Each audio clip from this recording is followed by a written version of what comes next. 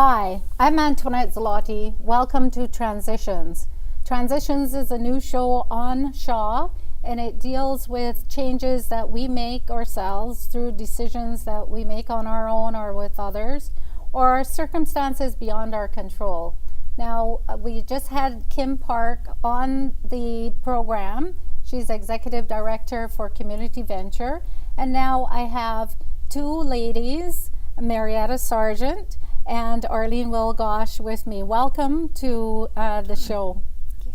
So, as moms, just like I'm a mom, could you maybe share with us and share with the viewers the experience that you went through upon finding out that your daughters had a disability? Maybe we could start with you, Arlene. Well, thanks very much for having me on the show.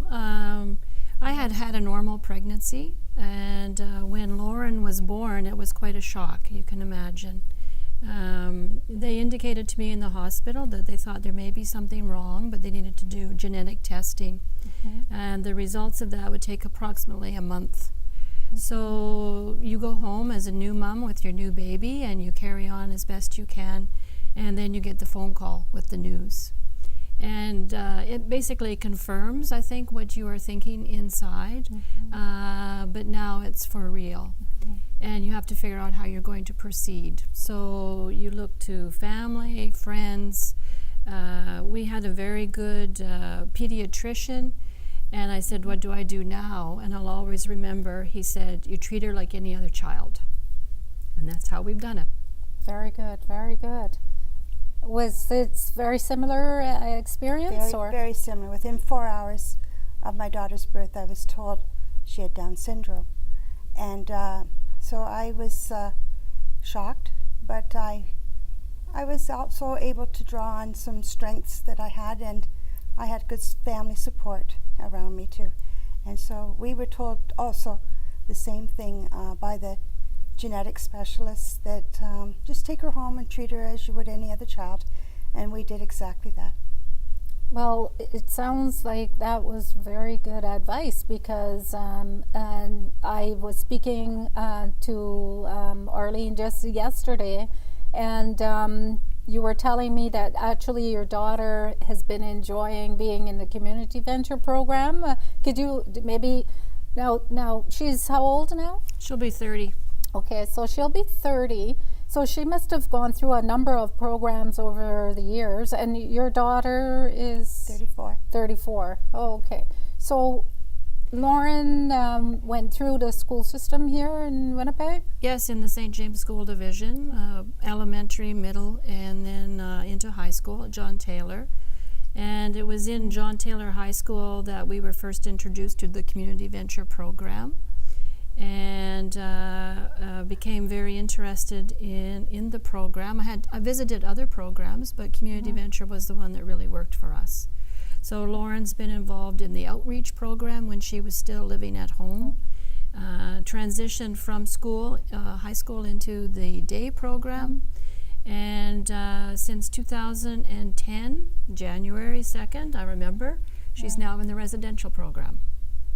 So she lives in an apartment, or? She lives in a single family home with two other ladies, supported by staff from Community Venture.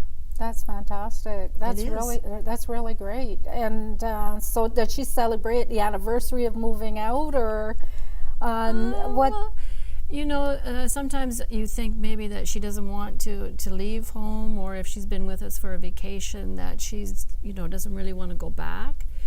But then as soon as she gets to the door, she will bring me my purse and tell me it's time to go. Oh, I see. Because she's very happy where she is. That's very good. Very good indeed. Yeah. How about yourself, Mary? Well, Mary Jane is still living at home. And for us, she went through the St. James School Division all the way through to John Taylor was the final school also. And what a joy it was to have a program in the schools for that. When she turned 21, when she was finished school, we threw a party for the school system and her Special Olympic system and all the people around her to just celebrate that final moving on, because her brothers had got married and she thought she should have a wedding too. But we had a party. But then she was into some programming, and then we moved out of the province. And at that time, she fell behind in her skills, especially her speech, which was, of course, one of the things that she's quite delayed in. And so when we came back to Winnipeg, we were able to connect again with the program, and this is when I was able to become part of Community Ventures. And for Mary Jane, it has just brightened her life. It has given her an outreach and time to be with other people. She has made such friends there. She always wants to go. Every day I ask her, how was your day? Awesome, great, we had a great day. And there's so many activities that she's a part of. And she has a bunch of friends that she calls her sisters. That's great. So they actually come and pick her up, or does she take Winnipeg Transit to get there? I drive Mary Jane. Oh, you drive only her? because she's not a morning person. Oh, I see. Yeah. Well, And we can all understand she comes home on the city transit on her own. And Yeah. That's what she does. So. Yeah. No, that's really good. And Lauren takes a bus. There's a busing system and she actually comes from the other side of Henderson Highway over towards the Grace Hospital. So it's quite a journey for her. Yeah. She enjoys it. Now, I'm going to ask you something that just popped into my head here. Cell phones. Do you feel really that cell phones for people with disabilities is a really good idea in the event that they really get into a situation where they feel vulnerable in the community? I think it would depend on the level of functioning of the individual. For Lauren, a cell phone would not work. No. So would she be maybe dialing mom number 2 if she had to press number 2 to get to you a lot, or? Yeah, I think she's very trusting of situations. I see. And so she would need to recognize that this was a situation. And as a mother, I've tried to make sure she's not ever exposed to those types of situations. Yeah. And Community Venture, I feel very safe, and I feel very confident that she is safe. Perfect. And for yourself, what do you think? Mary Jane has a cell phone, and what the plus is for her is she's texting. And that is helping her spelling so great. Great. And she texts some friends of hers from work. She knows that at Community Ventures, that phone goes in the locker, though. When she gets there. It's supposed to.